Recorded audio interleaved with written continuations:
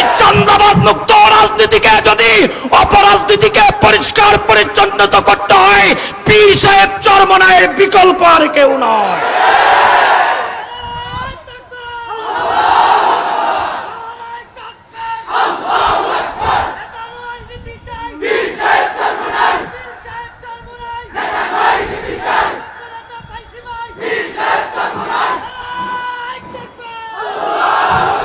আবার সময় কম, আমি ওদিকে যেতে পারছি না, এই জন্য আন্তরিকভাবে দুঃখিত।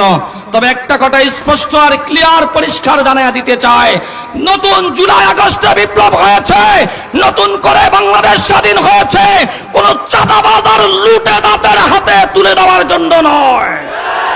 আগামীর বাংলাদেশ হবে ইসলামের বাংলাদেশ, আগামীর বাংলাদেশ হবে কোরআনের বাংলাদেশ, আগামীর বাংলাদেশ হবে মুসলমানের বাংলাদেশ।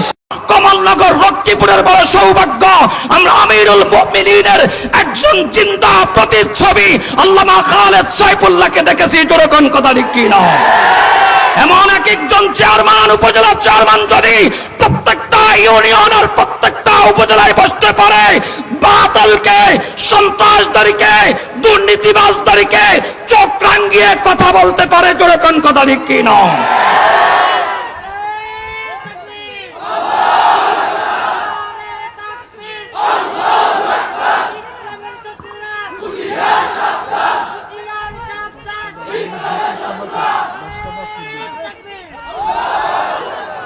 সম্মানিত হাজিরিন, আগে এক সময় রাজনীতি করতো রাজা বাদশারা, এজন্য এটারে কয় রাজনীতি।